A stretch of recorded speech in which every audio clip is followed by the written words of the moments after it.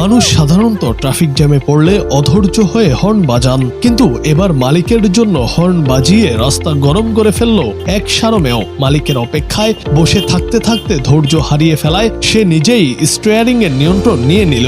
তবে গাড়ি চালানোর জন্য নয়, বরং মালিককে তাড়াতাড়ি আসো বলে কড়া সংকেত দিতে।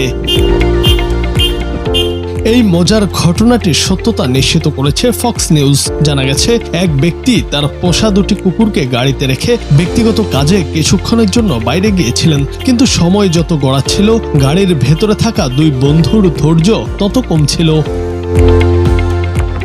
শেষে দেখা গেল দুই কুকুরের মধ্যে একটি আর চুপ করে বসে থাকতে পারল না। সে সোজা গিয়ে বসলো ড্রাইভিং সিটে। এরপর তার সামনের দুটি পা স্টিয়ারিং এর হর্নের উপর রেখে অনবরত শব্দ করতে শুরু করে। তার হর্ন বাজানোর স্টাইল দেখে মনে হচ্ছিল সে যেন মালিককে ধমক দিয়ে বলছে, অনেক কেনাকাটা হয়েছে, এবার দয়া করে গাড়িতে ফিরে আসো।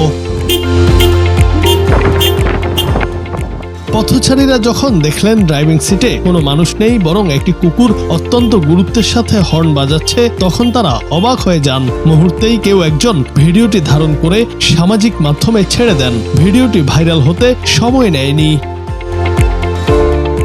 নেটিজেনরা এই ভিডিও দেখে হাসিতে ফেটে পড়েছেন। জুনায়েদ আহমেদ, বাংলা টিভি।